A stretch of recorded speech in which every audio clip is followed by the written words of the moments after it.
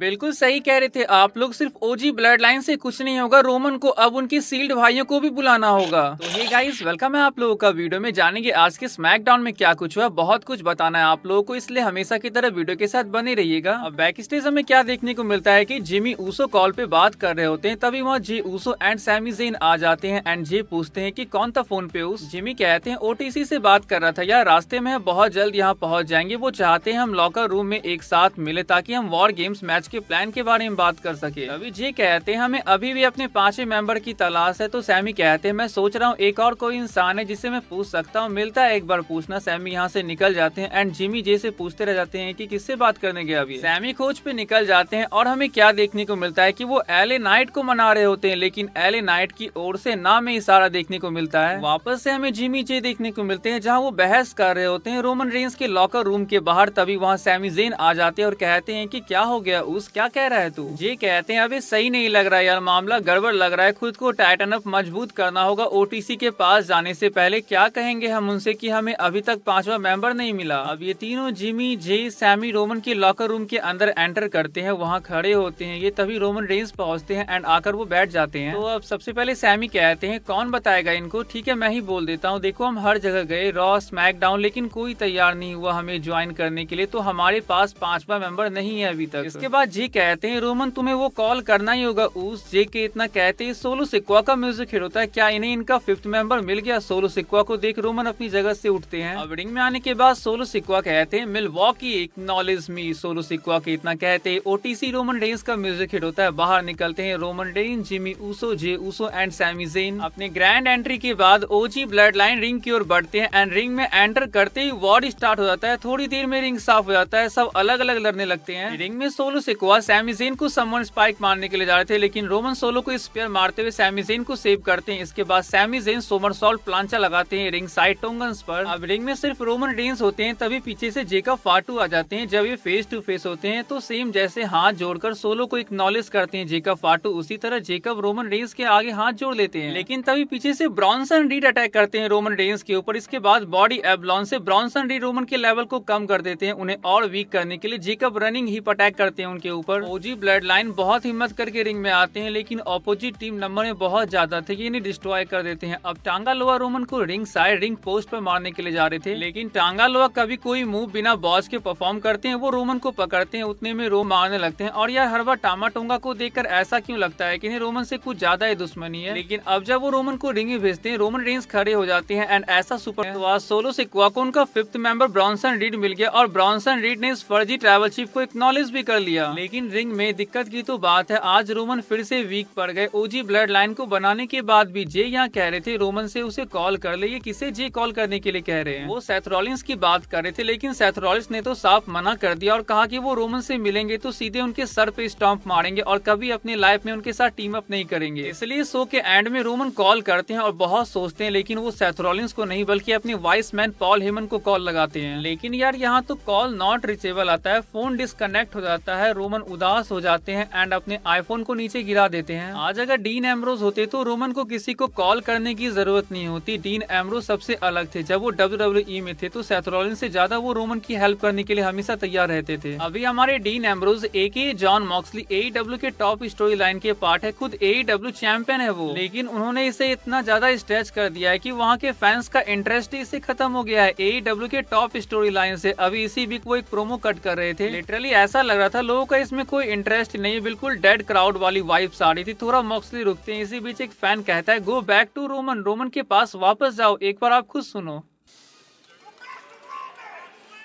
भाई कितने गुस्से में कहा उसने। तो देखा गाइस, ना सिर्फ WWE के फैंस बल्कि AEW के फैंस भी चाहते हैं जॉन मॉक्सली को WWE में रोमन रेंस के साथ। अभी मॉक्सली WWE में होते तो वो कंफर्मली वॉर गेम्स में रोमन के साथ होते, because he would have been the only one that Roman would have fully trusted. वही सिर्फ थे जिस पर रोमन हमेशा पूरी तरह से भरोसा करते थे। वैसे स्मैकडाउन की स्टार्टिंग में कोडी रोड्स के साथ देखने को मिलती है। रिंग में आने के बाद कोडी रोड्स बहुत गुस्सा थे केविन ओवेंस के ऊपर। रैंडी ऑर्टन पर लास्ट वीक के अटैक का बदला लेना चाहते थे कोडी रोड्स, इसलिए वो केविन ओवेंस को कॉल आउट करते हैं, लेकिन बाहर आते हैं जीएम निक ऑल्डिस और वो कोडी से कहते हैं कि केविन ओवेंस यहाँ नहीं आ सकता बिकॉज वो यहाँ से बैन है। लेकिन कोडी निक से कहते हैं कि अगर केविन यहाँ नहीं आ सकता तो मैं वहाँ जाऊंगा जहाँ केविन ओवेंस है और उसे सबक सिखाऊंगा, चाहे इसके लिए मुझे उसके घर भी क्यों ना जाना पड़े। लेकिन केविन ओवेंस खुद एक वीडियो के थ्रू कोडी को मैसेज देते हुए कहते हैं कि डब्ल्यूडब्ल्यूई के गोल्डन बॉय को ज्यादा परेशान होने की जरूरत नहीं है, मैं आता हूँ ना नेक्स्ट वीक और जो मुझे करना है वो तो मैं करूंगा। आज स्मैकडाउन में the king of strong style Shinsuke Nakamura का रिटर्न हो गया। रिंग में आने के बाद एले नाइट यहाँ ओपन चैलेंज देते हैं यूएस चैंपियनशिप के लिए। इसके बाद लेगाडो डेल फैंटास्मा में यहाँ देखने को मिलते हैं, लेकिन उम्बत्तो को यहाँ क्या हो गया था, क्यों वो इस तरह से एले नाइट को घूर रहे थे। और सिर्फ घूरते नहीं बल्कि वो अटैक कर देते हैं चैंपियन के ऊपर। इसके बाद हमें एले नाइट और उम्बत्तो का मैच देखने को मिलता है। अपनी चैंपियनशिप को रिटेन करने के बाद वो इसे सेलिब्रेट कर रहे होते, लेकिन किसे पता कि उनके पीछे शिंसुके नाकामुरा खड़े थे। जैसे ही वो सामने की ओर देखते हैं नाकामुरा उन पे अटैक करते हैं और यहाँ से निकल जाते हैं। आज street profits versus motor city machine guns के मैच में स्ट्रीट प्रॉफिट्स इस जोश के साथ आए थे कि फाइनली वो 4 साल बाद आज वापस से चैंपियन बनेंगे। लेकिन बीच मैच में तोमासो चांपा, एंजेलो डॉकिंस, इसके बाद मॉन्टेज फोर्ड पे अटैक कर देते हैं। इसके बाद जब जॉनी गार्गानो उनके फ्रेंड उन्हें समझाने के लिए जाते हैं तो तोमासो चांपा उन्हें पुश कर देते हैं। अपने टैग पार्टनर को नीचे रिंग में गिरे छोड़कर चांपा यहाँ से निकल जाते हैं अकेले। स्मैकडाउन के मेन इवेंट में नाया जैक्स वर्सेस नियोमी का मैच होता है डब्ल्यूडब्ल्यूई वुमेन्स चैंपियनशिप के लिए। रिंग साइड टिफनी स्टैडन के डिस्ट्रैक्शन को रोकने के लिए बेली हमें रिंग साइड देखने को मिलती है। यहाँ मैं आप लोगों को बीच में बताना चाहूंगा, आज वुमेन्स यूएस चैंपियनशिप के लिए बेली क्वालिफाई कर जाती है बी फैब एंड कैंडिस लेरे को हरा के। तो इसलिए बेली के यहाँ आने के बाद कैंडिस लेरे भी आ जाती है उन्हें रोकने के लिए, और इसी का फायदा उठाते हुए नाया जैक्स अपने चैंपियनशिप को रिटेन कर लेती है। तो आज के इस वीडियो को ही एंड करते हैं। वीडियो आप लोगों को अच्छी लगी तो चैनल को जो सब्सक्राइब कर लीजिएगा। मिलते हैं नेक्स्ट वीडियो में, तब तक के लिए bye and take care guys.